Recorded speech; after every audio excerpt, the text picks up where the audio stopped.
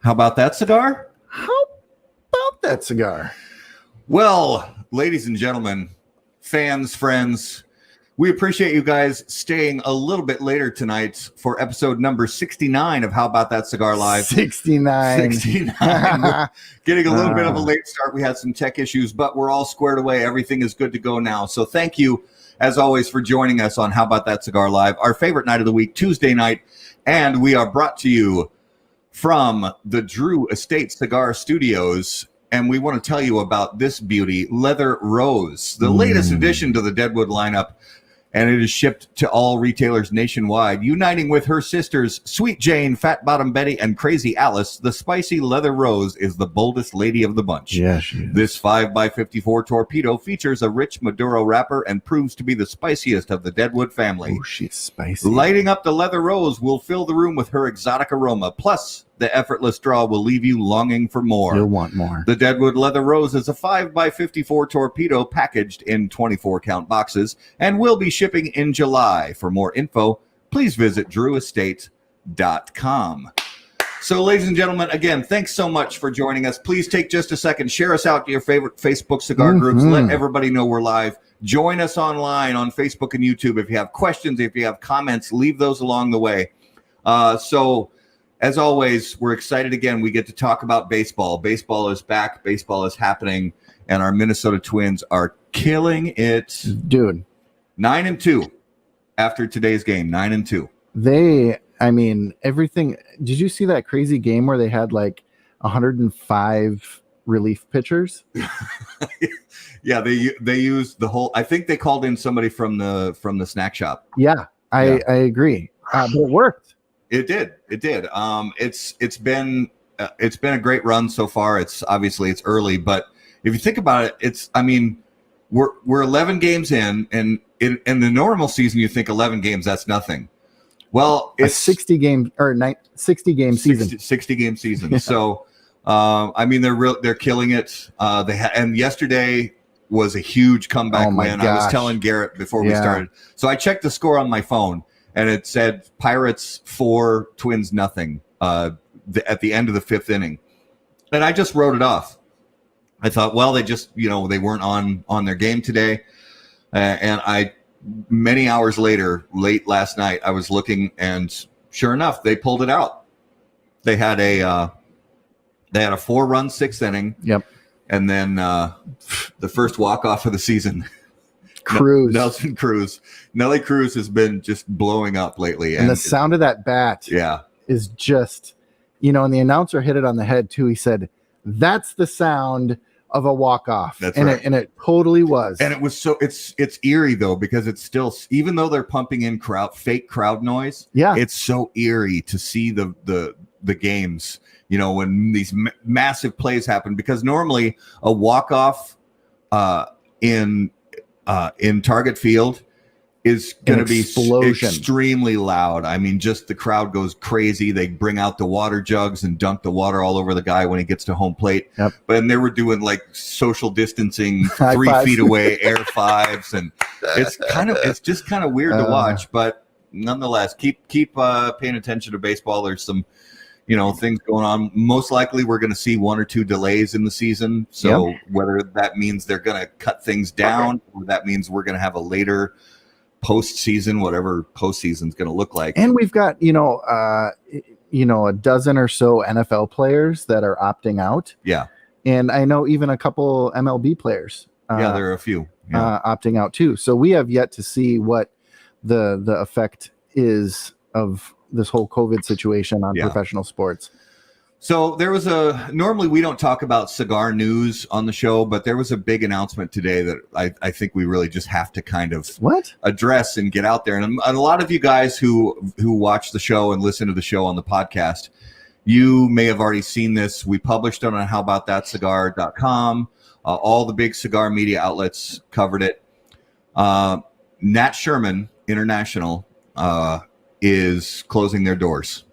Both as a cigar company and the iconic lounge in New York. So it's I think that's pretty sad, honestly. It's a brand that has been a staple for 90 plus years. in the premium cigar world. And the Sherman family did more for premium tobacco in the United States, and in many countries around the world as well. It's sad to see, and we really hope that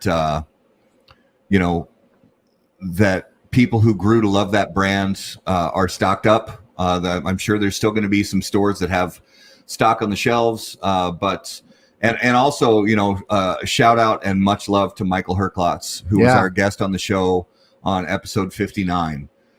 Just 10 or so weeks ago. Yep. And shout out to Michael, brother. We wish you the best. And it's not just Michael. There's 24 or 25 staff members that are going to be by the end of September at the latest.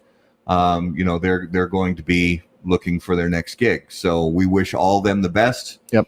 Thank you for all of the delicious products that you've made over the years and everything you've done for the industry. Yeah, absolutely. So that's a cigar news thing we just didn't want to let go. We figured that was something that was important enough to mention on the show. So guys, we have a great special guest this evening, and we want to bring him on right now. As always, our special guest is brought to you by Corona Cigar Company and coronacigar.com. They are the internet's largest and easiest to use virtual cigar store. Corona Cigar Company offers you the finest handmade cigars, humidors, and cigar accessories at the absolute lowest possible price. And you'll also find unique and limited cigars containing Florida sun-grown tobacco. As a proud American, president and founder of Corona Cigar Company, Jeff Borshowitz, believed it was possible to bring cigar tobacco farming back to Florida. At Corona Cigar Company and coronacigar.com, you'll find the best selection anywhere in the world of cigars containing this special Florida sun-grown tobacco. For more information on all of that, please visit coronacigar.com and floridasungrown.com. So, ladies and gentlemen, if you would please welcome along with us to episode number 69 of How About That Cigar Live from Stallone Cigars, Tony Barrios. Tony, welcome to the show. Tony. Hello. Well, hello, guys. How are you guys? Hanging in there. We're doing well, brother. Thank you so much for hanging in there with us. We're sorry we had some technical issues at the beginning, but everything's squared away. We see you, we hear you, and we're excited to have you on the show tonight and fire up some of these beautiful cigars. Sounds great. Awesome. So I'm going to be firing up the Castaño. Okay. Am I saying that correct? Castaño? Yeah. Castaño, which is the San Andreas. Yep, it's the San Andreas wrapper. San Andreas wrapper, and Nicaraguan binder and feeler. And I'm going to fire up the Zaino Broadleaf. And it is, Tony told us before the show, he said this is a very full-bodied cigar, and I'm excited for that because I dig the strong stuff. And I mean, I love everything, but I've been on a big strong cigar kick lately, so I'm excited to fire these up. So Tony, I want you to give all our viewers and listeners, because your cigar brand is relatively new to a lot of our viewers and listeners, and we want you to have a chance to tell us all about your story and things like that. But part of that is sort of your origin and the first time that you sat down and enjoyed the smell and the flavor of a hand-rolled premium cigar. So tell us a little bit about that first time that you fired up one of these beautiful hand-rolled cigars. Well, my very first cigar was at the age of 15. In my tobacco farm of my family was a hand-rolled of leaves aged by my grandpa in oak barrels, and that was my very first cigar. Was a 6x42 ring gauge, and I still can remember that flavor and that aroma, man. I got a buzz really hard. Yeah, so let me tell you that. Yeah. So that's kind of cool though. Your first ever premium cigar experience is something that was rolled for you by your own grandfather. I mean, that's pretty awesome. Yeah, that was really awesome. Yeah, that's something a lot of people can't say. It's So how long has your family been in tobacco? Well, I'm the third generation of tobacco growers from my grandpa, and my cousin, which is my partner in the tobacco farmers in Venezuela, is the fifth generation. So since 1840, and my grandpa, he planted tobacco in Italy. He was Italian, and then he came to Venezuela and planted some tobacco here as well. Okay. So you have origins from Italy, Yeah. and you're in Venezuela right now as we speak, correct? Yes. My mother from Italy, and my father from Venezuela, but he has 50% Lebanese. So I'm kind of a weird mix. So how's your Italian and Arabic? Yeah. I'm 50% Italian, 25% Lebanese, and 25% Spanish. Wow. Yeah. Do you speak Italian and any Arabic? Yes. Yo parlo italiano. Oh wow. Yeah. That's awesome. Yeah. So, I mean, the tobacco farming piece has been around for a long time, and I have to say that I wasn't even familiar with the brand Stallone Cigars until maybe about a month or so ago, or maybe 2 months ago. And tell us about that particular brand, how long that brand has been around since it launched, and what led to the launch of the brand. Well, the brand, I was building this brand like for a long time ago, but I really went out to the market in 2019, early last year, because this COVID situation, this year was going to be my first year in the American market, but due to this situation, everything has stopped. So anyway, we're working hard to reach all the stores we can soon, and Top Bands is working for us, hitting the market right now, besides all the current situation, but we hope we get into the market, as soon as possible. Yeah, and where were some of the countries that the brands started out being sold and marketed in? In South America, Venezuela, Colombia, and a little bit to Argentina. And for Europe, in France, Germany, and Italy. Fantastic. And how did the South American and European launch go for you? Oh, really good. In South America, the cigar is kind of little stronger because the taste in South America is like a mild cigar, and Stallone is not. I don't have any mild cigar on the Cowboy series. The Cowboy series is the first collection that I launched. It consists of 6 different blends, and they are from medium plus to full body. So because I was thinking in cigars for the American market, and cigars that you can pair with some distillate, and you don't lose the flavor from your mouth. You know what I mean? Mm-hmm. Yeah. Mm-hmm. And so one of the parts of your story that I really liked, and I actually went and dug around and found some stuff on YouTube, about your history with cut horses, and it was really intriguing to me. And that's, correct me if I'm wrong, that's basically the inspiration behind the name Stallone Cigars. So give our viewers an idea of your history with horses and how that led to being the inspiration to name the brand. Yeah, definitely.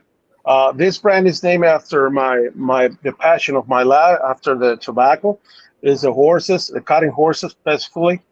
And I started riding horses very early age with my grandpa. Then he passed away. I quit the horses and I rode motorcycles all my life. Actually, I raced motocross and sport bikes. And then in 2007, I was like, wanted to came back to the horses as I started when I was young with my grandpa. So I bought my horse, my first horse, as an adult, and then I didn't know how to put a saddle if it were like backwards or flip it all around. And to make sure the story, that I fell in passion with the horses and the cow horses. And 2 years later, after I didn't know how to saddle a horse, I make my first finals in Fort Worth, Texas, in a big cutting horse world show event. And from then, I kept showing horses and, making finals and winning some, titles here and there. And, it's been a passion of my life. So that's what I named Stallone for my brand, because in Italian means stallion. Doesn't have nothing to do with the artist. Yeah. And I knew a little bit about it because when I was young, from about age 6 until about maybe age 14, we lived right next door to a horse trainer and his ranch, and so I knew a little bit about different styles of different breeds of horses, different styles of riding, and things like that. So I knew a little bit about cutting horses, but tell our viewers, what cutting horses is all about, what it means, and what it looks like for somebody watching a competition.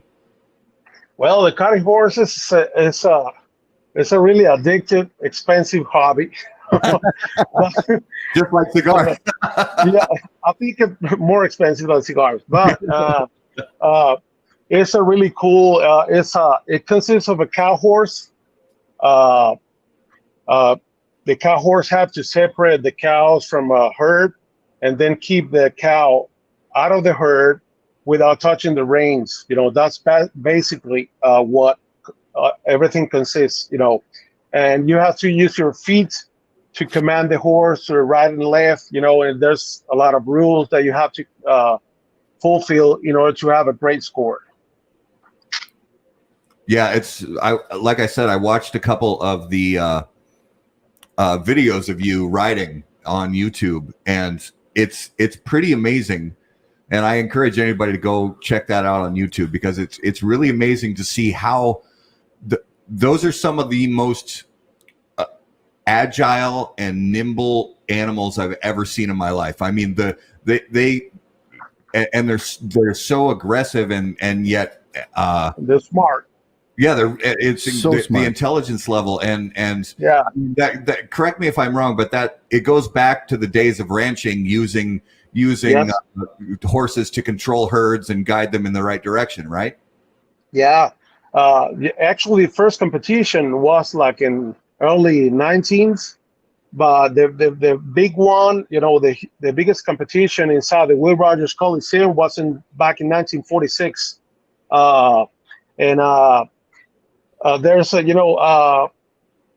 ranch heritage and after the cow horses that has been preserved over the years, and it looks easy, but it's not.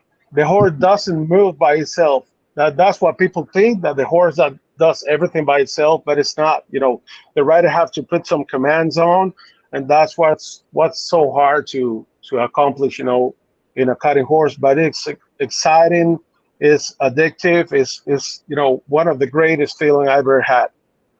Yeah, and I like Matt, I kind of dug into this too, and one cowboy had said it's like a Ferrari. You can have the best car in the world, but without a good driver, it's useless. You're a useless pair. And it's more complicated than the car, because you got to have a good Ferrari horse. You got to be a good rider. You got to pick the right cows, and you got to be the right help, and you got to have all the 5 judges to watch you. So it's kind of challenging. So here's an interesting question, because you have experience on horses, you have experience on motorcycles. Which one have you been thrown off of more? I've been in motorcycles like all my life, and I'm in the horses like really into it since 2007. So I have more experience in motorcycle than the horse world, but I have gone so far really good with the horses so far. Like I have reached more in the horses world than the motorcycle itself. Well, it's interesting because Andrew Tolzman, who is a cohort of ours here at How About That Cigar, he travels a lot, and so he writes some articles for us about some special cigar shops around the world, so people know what to expect when they're in those cities to visit. Although not so much right now because nobody's really traveling. But he is also a sport bike racer, and nice. You and he could have some great conversation. There's actually a very nice, because we're here in Minnesota, and when people think of racing of any kind, they don't really think of Minnesota. But there's actually a very nice area with some tracks up about an hour or 2 hours north of us. North of the cities, yeah. And there's actually a pretty healthy and active racing community in Minnesota. And Andrew's a pretty accomplished sport bike rider, definitely. Oh, very nice. So what do you ride? I have Valentino Rossi tattooed on my arm. Oh, nice. Oh yeah. Yeah. Look at that. That's good color too, man. Oh, that's sweet. Yeah. And Jeremy McGrath. So what's Are you a Ducati guy? No, I'm yeah, I like Ducati, but I'm more like Yamaha guy. Okay. Yep. R1s, you know, I have an R1M and it's a rocket. Yep. Yeah. So how many times have you been thrown off your how many times have you spilled your bike while riding? I can't count. It's like at least 100 times. And you know, in motocross, when I used to race motocross, like, you know, every practice, when you push harder than your limits, you go to the floor. That's a rule. Yep. Yeah. And how many times have you been thrown off a horse while training? Oh, like not much as a bikes. Like if I tell you 5 times, it's like I think 3 or 4 times, to be honest. Yeah. So one of the things that we like to talk about too is cigar factories. You know, these, because like you said, your family has history in growing tobacco, but we also like to learn about the factories where the cigars are made, because going to a cigar factory and seeing people go through the whole process from preparing the leaves to the rolling, the bunching, the sorting, the packaging, all of it it's really wonderful to watch. So do you guys also have your own cigar factory, or do you work with another factory to make your products for you? I work with Tabacalera La Perla in Nicaragua, in Esteli. The owner is like a brother for me. He does a wonderful job, you know, doing my cigars as the way I want it. Actually, I spent a lot of time there in Esteli, you know, supervising myself with him, all the process, all the, you know, some of the leaf sorting, the wrapper sorting, everything. And he has a great team there in the factory. He was a Cuban cigar roller for over 20 years before owning the factory, and all our supervisors have more than 25 years experience rolling cigars. One of the top rollers in Cuba. So they supervise my operation really, really good. They do a great job, and that's what I'm really happy with them. You know, they do a excellent job for me, you know, for Stallone Cigars. Awesome. And could you tell us what you're smoking, and if you're drinking anything, what are you enjoying tonight? I'm smoking a new blend that I'm trying, you know, for next year. Special edition. I'm not going to talk about that right now in this show because the new stuff for the customer is a Cowboy series. But I'm always trying, tasting new blends and new blends. I have over 150 different blends that I'm always thinking and trying and get it back to one blend to another one, and so then changing. This is a never stop game ending. Yeah, awesome. Well, and it is a lot of fun to try blends and to work on tweaking different things, and work with your people at the factory and say, a half leaf here, a half leaf there, that kind of thing. It's amazing how much differences those tiny little changes can make to a blend. And so I don't blame you. Smoke those test blends all the time, because that's how you're going to keep up with whatever it is that you're going to release next. Definitely. Yeah. Actually, when you talk about half leaf, the cigar that you're smoking, the Sino, it has 3 ligeros and 2 visos inside. There's no seco. So, but no seco, doesn't have one single level seco. Everything is ligeros and visos. Yeah. Well, when you talk about a half leaf, I have to cut down one of the ligeros by the half leaf to be smokable because it was too strong, But the aging of the leaves make you feel like more flavor than strength. You know what I mean? So it's not a cigar. It's gonna knock you down. Before, with the half leaf on it, it used to knock me a little bit, And I smoke a lot, over like 10 cigars a day or so. But that's why I cut the half leaf on, and that made a huge difference. And I was able to preserve the flavor that I want in that particular blend. Yeah. Well, and it struck me when I first lit this cigar, and it's maybe about a third of the way through right now. But when I first lit the cigar, just how it was extremely smooth. It wasn't really spicy or really harsh. It was really smooth at the beginning. And now, I definitely get that ligero. There's some pepperiness and some spice coming in now from the ligero, but what I get so much of to balance that out is a lot of that broadleaf sweetness. So I think there's good balance there. And that's the Castaño. Sorry. No, you're fine. The Castaño San Andreas, right at the light, you can tell that it's a San Andreas. You immediately get that spice, and it's just there to stay. The finish lasts a while with that spice just tingling, and brother, the flavors in this are fantastic. Perfect draw. Construction is great. The ash holds together. I'm really enjoying this cigar. Yeah, those 2 cigars you guys smoking right now, it's a must for me every day. I smoke both cigars every day, besides the new blends and on all the other blends, But those cigars are really, really kind of my palate. Yeah. And Tony, where are you headquartered out of? My headquarters is in Miami.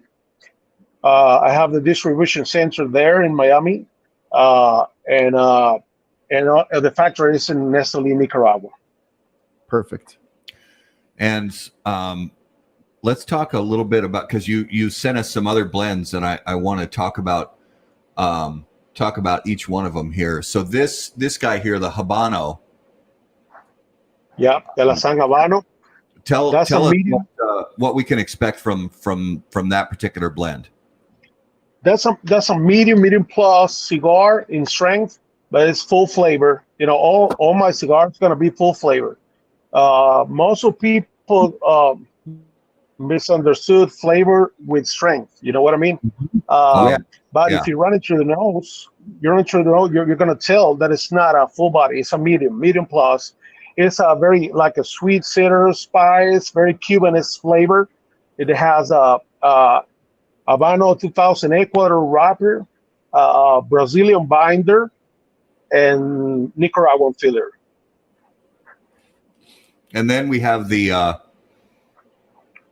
Negro Maduro. That's the only all Nicaraguan cigar of the Cowboy series. Wrapper, binder, and filler from Nicaragua. It's a medium to full body cigar.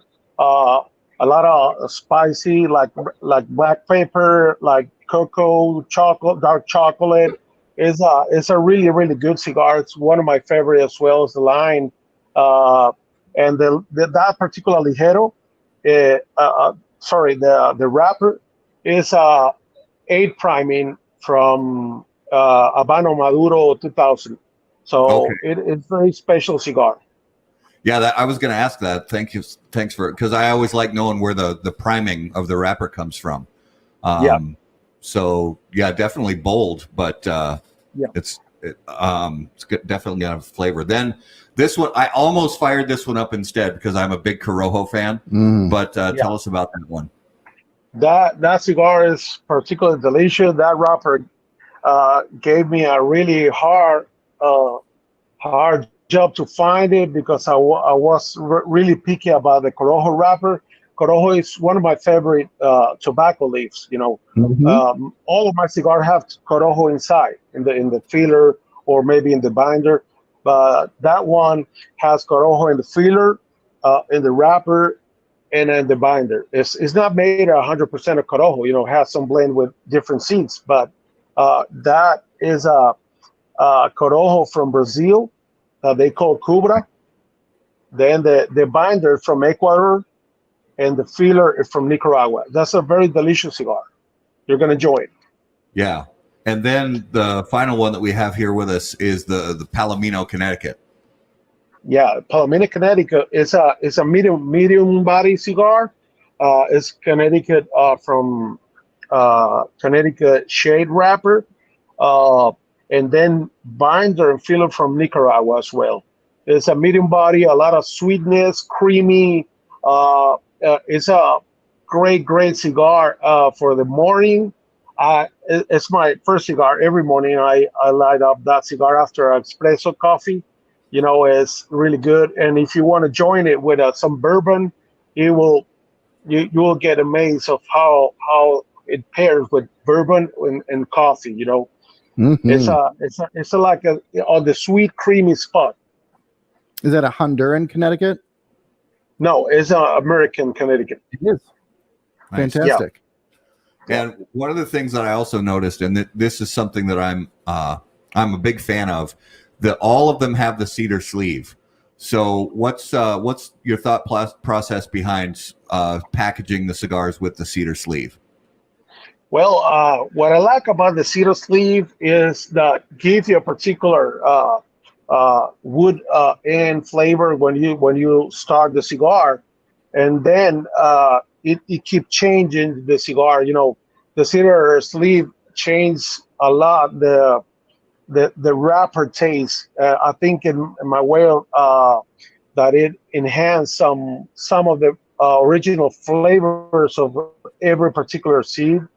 And that's why I chose the cedar sleeve for all the collection, to be able to get a little more complexity on it. Yeah. And I mean, I don't think it's maybe not necessarily right for every single cigar, but I think I tend to enjoy cigars that are packaged with a cedar sleeve because I also really do like that, that especially when you first light the cigar. When you take the cedar sleeve off of it and you light the cigar, you definitely get a little bit of that sort of sweet wood, aroma. Cedar. And I enjoy that a lot with pretty much every cigar, especially when you leave them in your humidor for a year or two and let them age, because some of the oils from the wrapper leaf and the oils from the cedar intermingle a little bit. They get to know each other. And it's also fun just to experiment and put cigars away for a couple of years and see what they taste like later on. Yeah. How long? So at your factory, how long? I would imagine every blend is a little different, but how long do you like to keep the cigars in the aging room before they get packaged and shipped out?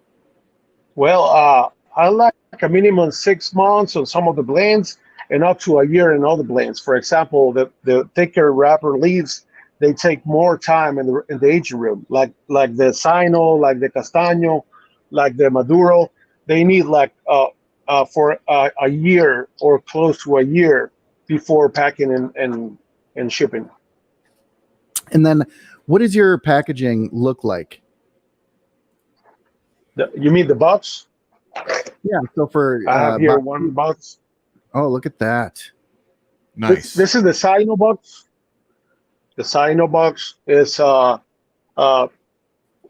color of the box actually is the same color of the band in the top of the cigar. Yeah. All color matches the box, and I try to pick some different colors to be able to the customer to difference when they would step in the store, tell the difference right away from one cigar and another. As well, I put the the second bang ring, the wrapper, and the name of the cigar to be able to show the customers if they are looking for a particular wrapper they like, so they can see it right away in the cigar. Yeah. That's mainly the purpose. And the name of each cigars is named after the horse's color name in Spanish. For example, Alazan is like a brown horse. You call it in like sorrel horse. It's like the horse that all brown. The Castaño is a bay horse, which is like brown with black feet and black mane and tail. So there it goes on. Every cigar has the name of the moss, the color, the matches from the wrapper and the horse. Yeah. Well, and I really like, as you know, as consumers, we like to be able to easily tell, and like you said, our viewers can see here with the colors of the ribbons around the feet, and then also the fact that each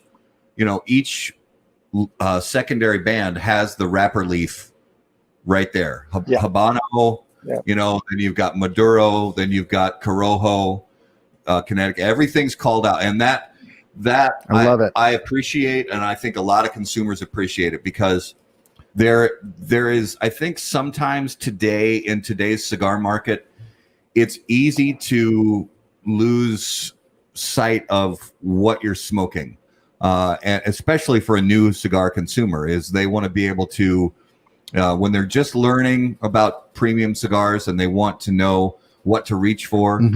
Let's say somebody who works at that brick and mortar shop isn't available and they're kind of on their own picking things out. Well, if they've got a few weeks or a few months of experience and they know that, hey, I like Connecticut wrap cigars. Well, they see the word Connecticut right there. Or they say, I like Corojo wrap cigars. They see the word Corojo right there. So I appreciate that. It makes it very easy for the consumer. But it still has, the designs are still beautiful. They're intricate. They're meaningful. So I think that works on all fronts. Who was a principal in designing the bands and the artwork for Stallone? Actually, I hired a designer, but I was myself on his side on the computer, because everything that is on these cigars were chosen by myself, like the idea. And the one who really gave me the first idea about the main ring was my sister. She does a great job as designer as well, and she helped me to get all my ideas in one cigar band right here. I love it, and I love I love cigars for the variety, and there are a lot of great bands out there. And we have, a big variety from a cigar like a Tennessee Waltz all the way to, a very decorated band like you're doing here. And I appreciate good art and meaningful art in cigar banding and packaging. Good job. Well, thank you very much. is expensive for us as a cigar maker to put all those things on. But as we are a brand new cigar in the market, we want to impress the customers and make able the cigar say like, "Hello, I'm here.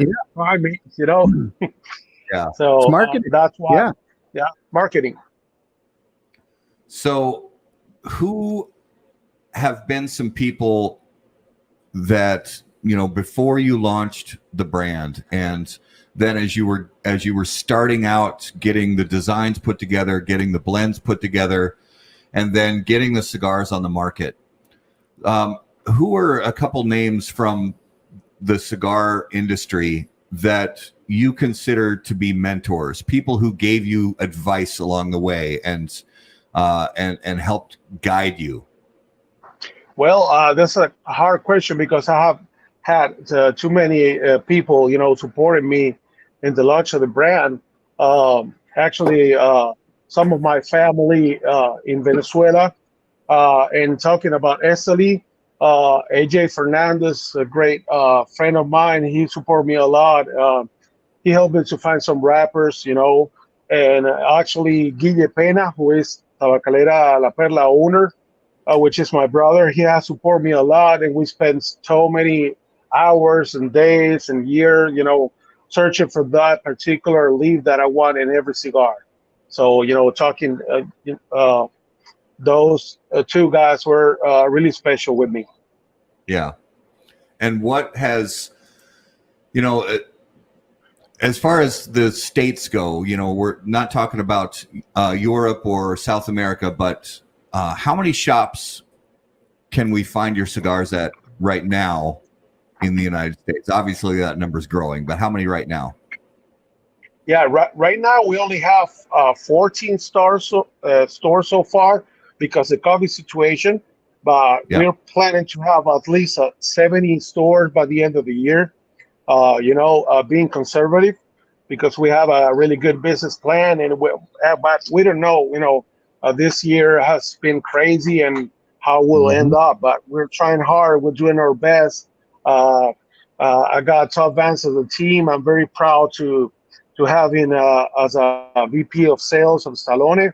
I know he's doing a great job for us, and we're pushing hard on Cigar Aficionado as well. And you know, we're going to be in the Big Smokes that was supposed to be in April, and then they switched it by October, and then we're going to the Big Smoke in Vegas, and so we're going to hit hard all the push the marketing and the sales this year, and of course the next year. Yeah, well, and I agree with you, and we mentioned this before the show went live that I've known Todd for a few years, and he has a lot of history in the cigar business, and he's been very beneficial to a lot of companies, and to have him on your team, I think it's pretty phenomenal, and it's an exciting thing to see him put his time and energy into a smaller brand like yours, and I think he's the right guy for the job, definitely. Yeah, definitely. I've been looking to put him in the team since last year, and I got him like a couple months ago. So I'm really proud of having Todd in the team as well. Yeah, he might be the most energetic person I've ever known in my life. I mean, he's just pure energy, always a smile, always a handshake, and just a great guy. So good having him on the team, definitely. Yeah, he's a great guy. So tell us about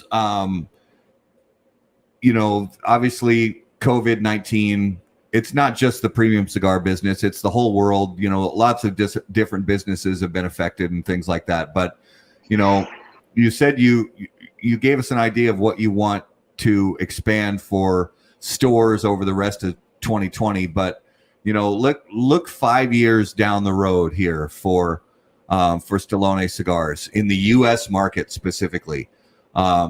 You know, what is it that what are you really hoping for for that 5-year plan for your brands and to reach consumers, to reach brick and mortar shops, and to reach some of the big online retailers?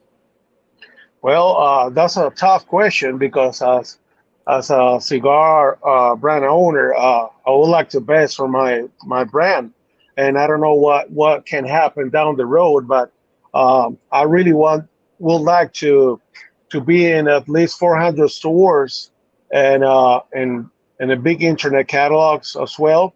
Always protecting the brick stores, on the pricing. That's definitely a no discussing point for me because I want to protect the brick stores, and I hope the customer enjoy the cigars and maybe be ranked one day, as a top 5 cigar. It's my dream. And honestly, that's a fantastic dream to have, and I think, just based on. I've smoked through half of this one cigar, but it's made extremely well. It's got great flavors to it, and we're excited to smoke the rest of the line as well. But I'd say you're off to an extremely promising start. Absolutely, damn good start. Yeah, thank you very much, guys. Man, yeah. No, I was just gonna say that the flavors in this are bold and it transitions. So many different things are happening in this cigar, and I'm loving it. I can't wait to have more. I'm very glad to hear from you guys. You're experienced smokers, and you have a lot of experience, with so many great cigars out there. And that's my job to deliver to the customers the best smoking experience for the best price point, like price quality, Actually, I'm sacrificing myself with a really, really low profit because I spend too much money on the good leaves inside there to be able to hit the market, and make those customers think back in Stallone and pick again some of the cigars, So what are we MSRPing around on this line? From 680 to 1025. That I hate. We laugh because it's really, those are great price points. Those really are great price points. And we hope to see that increase as popularity for you because they're worth more. Believe me, I'm not making any money on those cigars in that price point. I just want to build my brand and the name. And as I told you guys before, to have the customer a great experience that they cannot have for the same price. That's my promise to all the consumers. I promise that.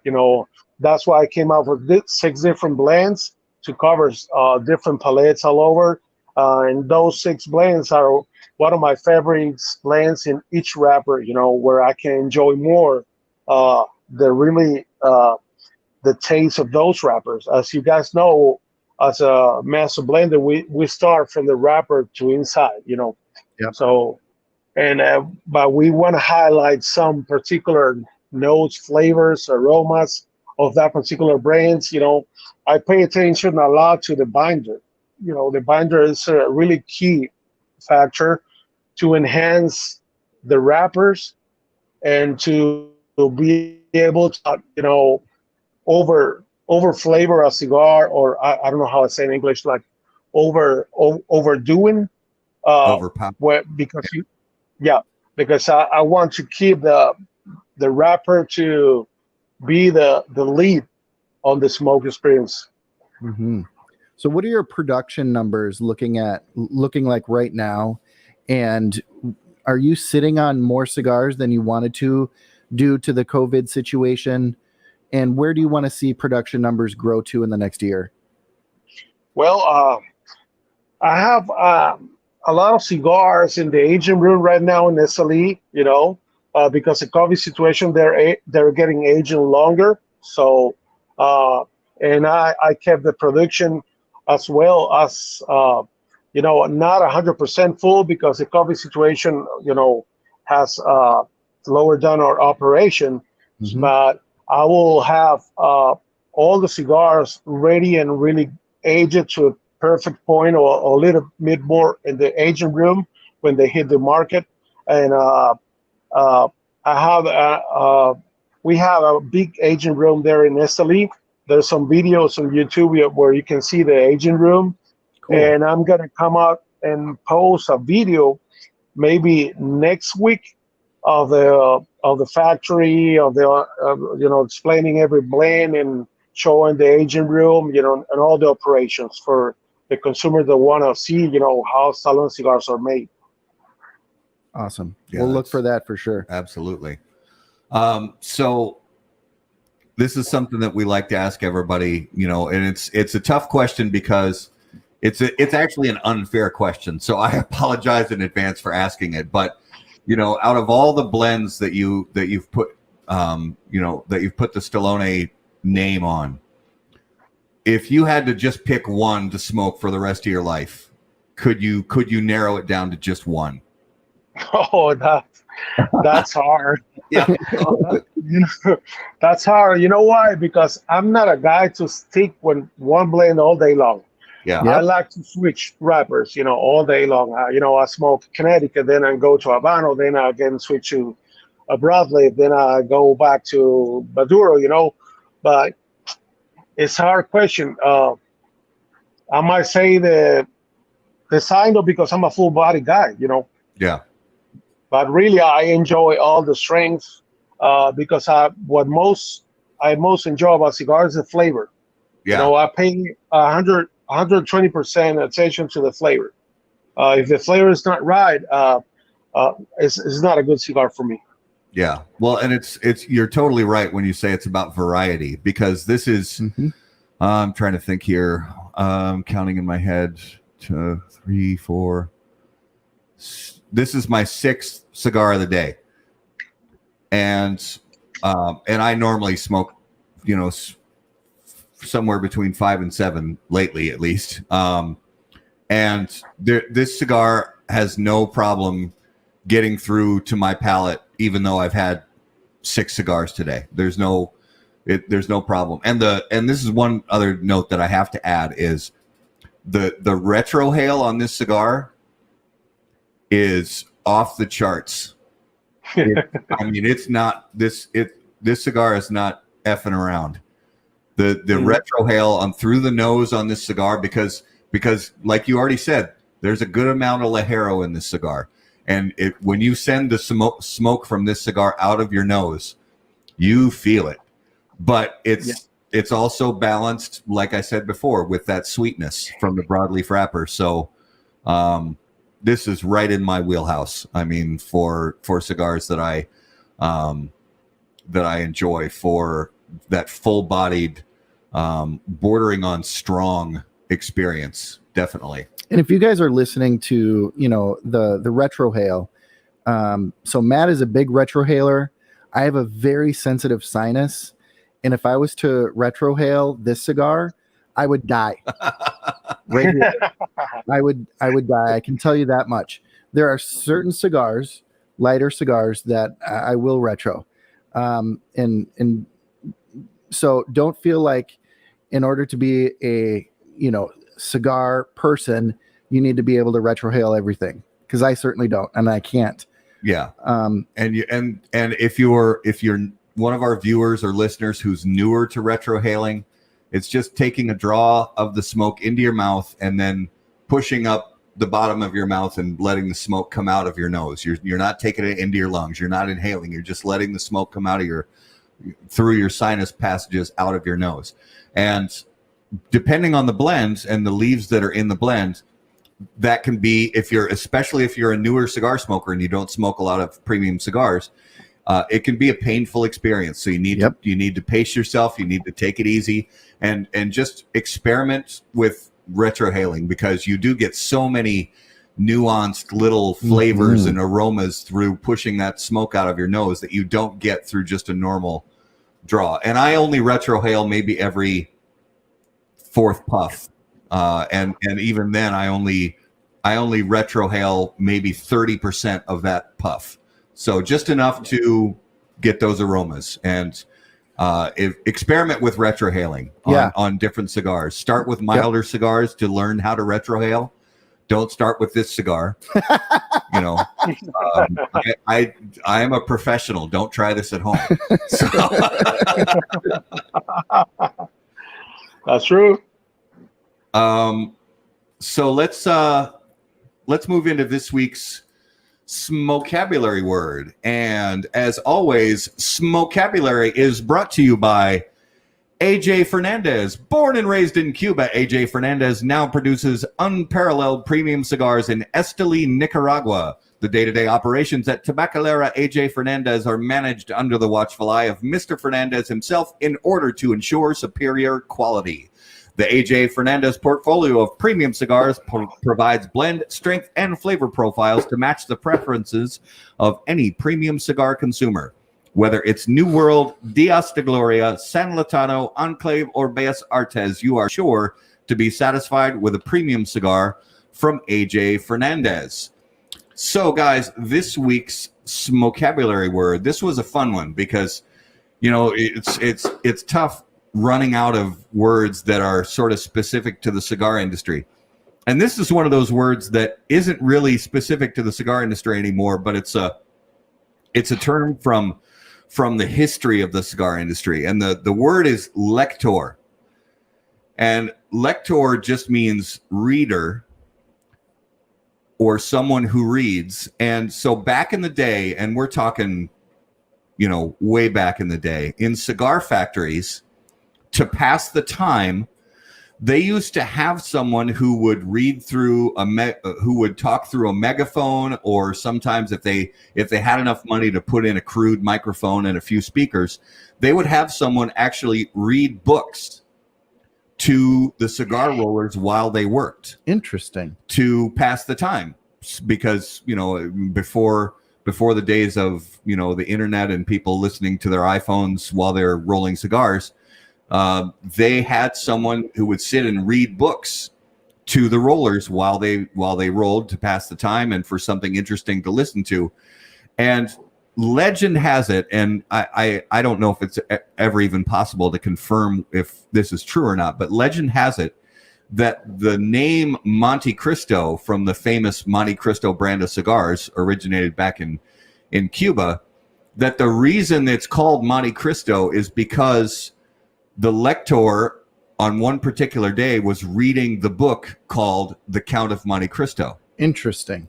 I have no idea if it's true or not. It's one of those legendary stories that that you hear about, and I hope it is true because I think that's kind of a story. I think it's kind of a cool story if it is true. But so yeah, and now if you go to a cigar factory today, sometimes you'll see rollers with their earbuds, from their phone listening to music. Some factories don't allow that. It depends on the factory. But back then, they would just have someone sit up on a pedestal in front of the factory and read a book. So everybody had something, to listen to while they're rolling their cigars. Yeah. And now it's Shakira. And now it's Shakira. So that is this week's Smokabulary word, brought to you by AJ Fernandez. And now it's time for Numero de los Muertos.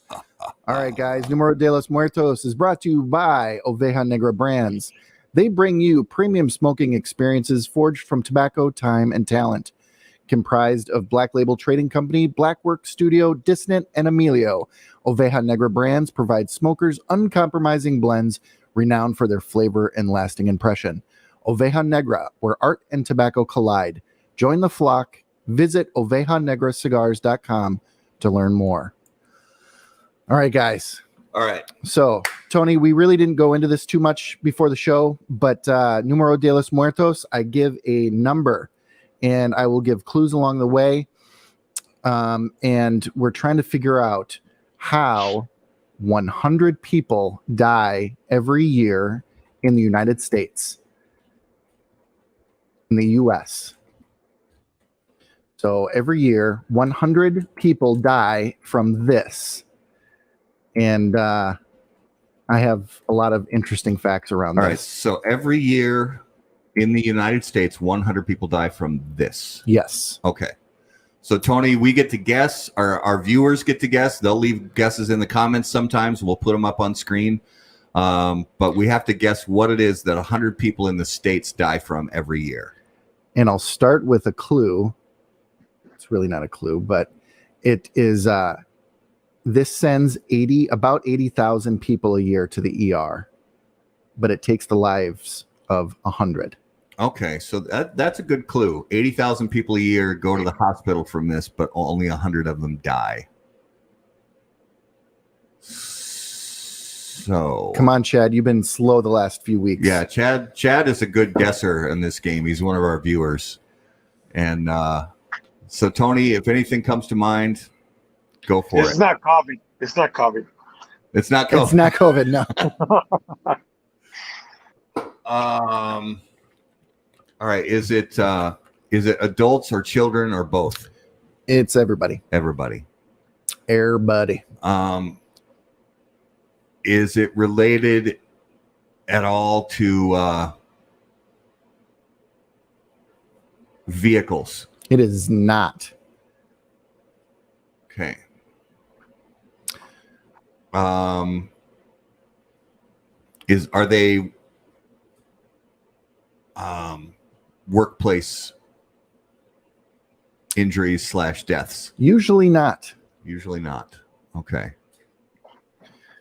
So this number is both people who work in a profession that includes these, but most are people who are doing this for leisure.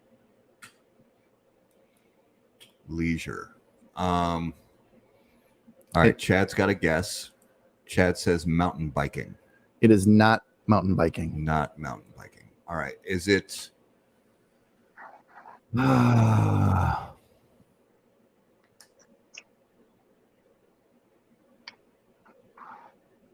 is it parasailing? It is not parasailing. Of those 80,000, about 15,000 are concussions.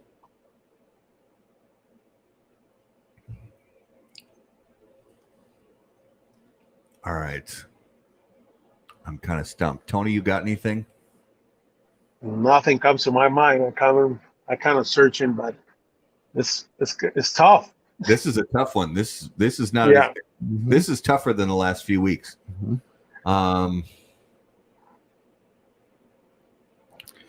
Well, you said it's not vehicles. It's not vehicles. Okay. Did you say recreation? All right. Let's send Chad some more cigars. Did Chad get it? Yeah. Is that really? It is. Is it horse riding? It is. 100 people a year in the United States die from horse riding, but 80,000 get sent to the ER. Correct. Wow. I didn't know that. So I don't know anyone that has that in the horse. Well, no, my trainers that I know, but it's interesting to know. Yep. So, and that's a U.S. number only, interesting fact. So, a horse. Now, if we switch to the country of Australia, okay, the horse makes up half of a team of two that is responsible for the most animal deaths in Australia. I should say a horse and another animal cause the most deaths of people in Australia. Can you guess the other animal?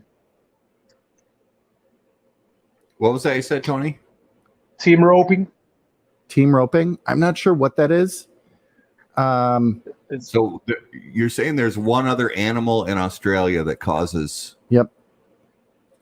Oh, shoot. So it's a horse and another animal that cause the most deaths in Australia in animal-related accidents. The most dangerous sport in the world is bull riding. That is correct. That's the most dangerous than even the motocross. So the horse and the cow are responsible for more deaths than snakes, spiders, or crocodiles all put together. Seriously? Yeah. Wow. Well, it's got to be. So do they just do a lot? Is rodeo more popular in Australia than it is in the States? There's a lot of popularity of rodeo in Australia. There's a lot of training from Australia in Texas, training cutting horses, and they do a lot of bull riding and bronco riding as well. Yep. True story. So that's crazy. Horses, 100 people a year. I'm not telling you not to ride horses, but be careful. Yeah, ride horses. I mean, that's do it. That was this week's Número de los Muertos.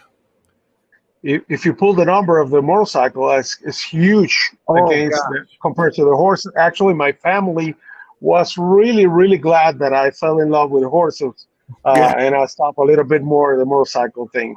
Yeah.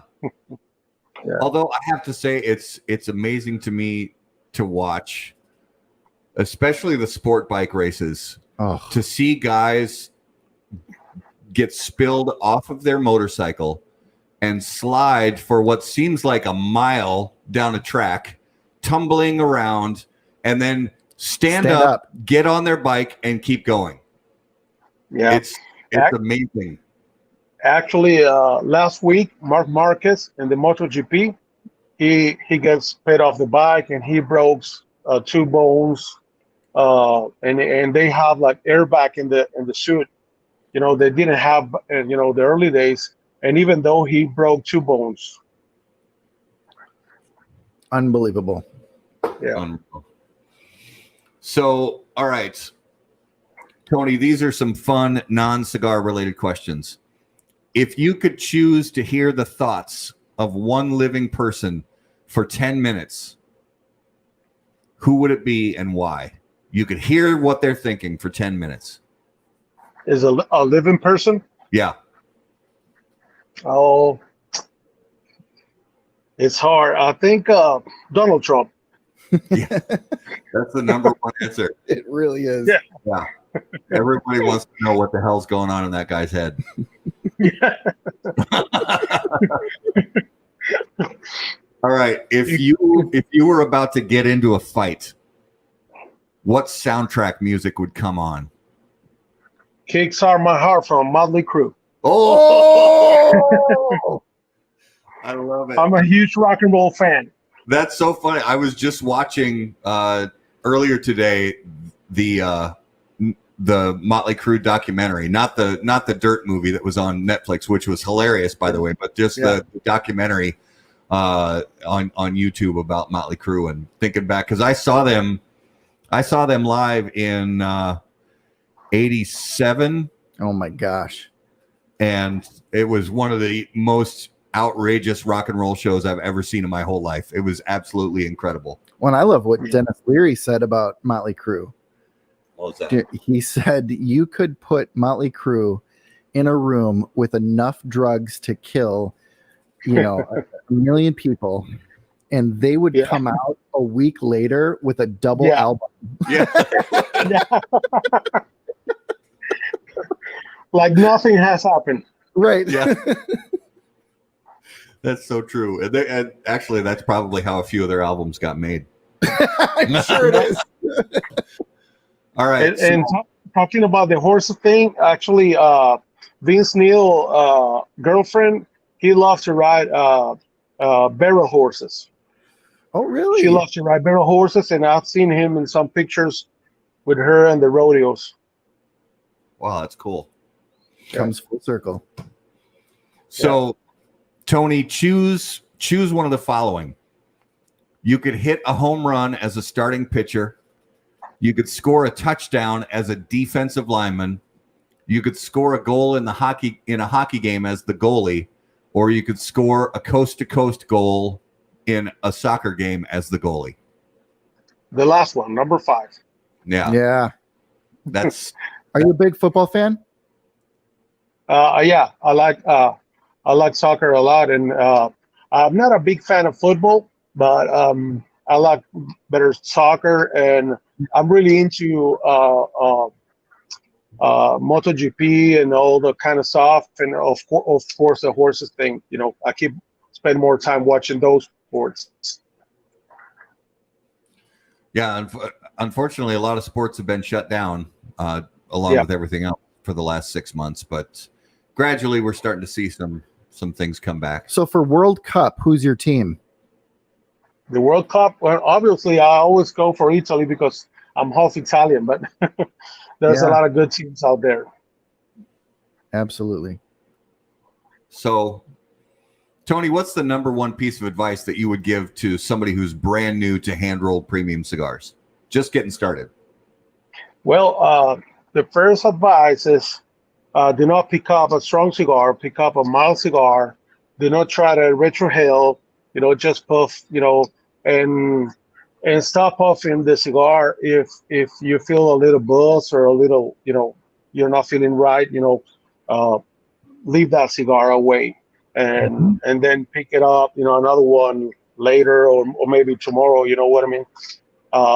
That's another thing is do not smoke fast, A lot of new smokers, they like to puff and puff and puff, and they overheat the cigar, and that changes all the smoking experience, as you guys might know.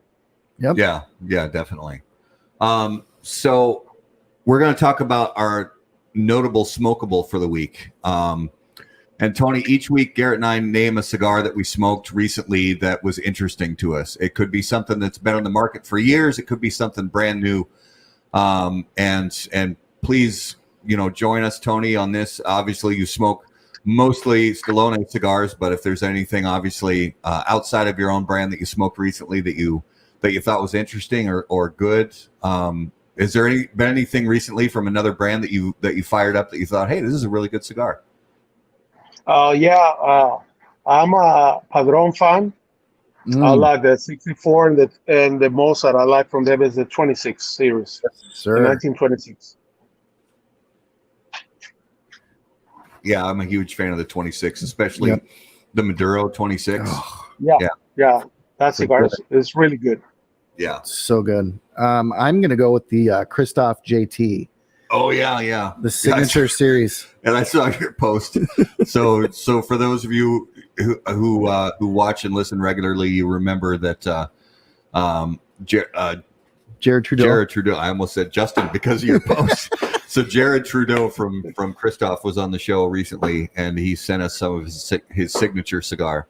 And Garrett posted the JT stands for Justin Timberlake,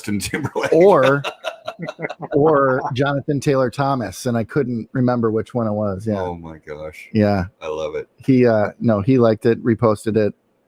It's nice. Good. So mine for the week was the new release from our friends at Drew Estate and our friends at Cigar Dojo. So the new Cigar Dojo Drew Estate Undercrown Dogma Sungrown. And it's a cigar. She's a big one. It's a fat cigar. It is a big one. It's I want to say it's a 5x56 box press. But because it's a box press, it doesn't smoke like a 56, and sure. And but it definitely is. It's that undercrown sun-grown blend at its core, and I think it's going to be. I mean, as far as I know, it's already been a huge success for them. I think it sold very well when it first launched last week. Mm-hmm. So that was my notable smokable of the week. So viewers and listeners, a little bit of an idea of some stuff we have coming up. Next week on the 11th, we're going to talk to our friend Jeff Borshowitz from Corona Cigar Company. And then the following week, we're going to talk to George Rami from Camacho Cigars. So very excited for that. Tony, give our viewers and listeners a final idea. Where is the best place for them to get the latest and greatest information about Stallone Cigars? Well, on the website, www.stallonecigars.com. You can find more information about Stallone, about the brand, about the history, about myself. And obviously, we'll be in a lot of shows. This one of my first shows, but I have a lot of interviews coming up, and so you can guys find more information over there. And I'm happy to answer any question that you guys have. If you can hit me on the email on the website, I'll be glad to answer whatever question you guys have. Fantastic. Well, Tony, we had a blast hanging out and talking to you tonight. We thank you so much for your time, and we hope to talk to you again soon, and hopefully be at one of your events as soon as we can. Yeah, and wish you all the success in launching in the U.S. and continuing that growth. Absolutely. Thank you very much, Guy. I'm very happy to be in your show as a guest, and looking forward to meet you in person as this COVID situation ends and share a couple of cigars together. Amen. Amen. All right. Awesome. So for and Tony, hang out in the broadcast studio after we close the live broadcast. We're going to talk a little more. So for all our viewers and listeners, as always, we appreciate you guys. If you're listening on the audio podcast, take just a moment, subscribe to the podcast so you don't miss another episode. If you have any questions, email us directly on howaboutthatcigar.com. Follow us on social media at HBT Cigar. And until we see you next time, burn cigars, not bridges. Take care, guys. Thanks, Thank you. guys.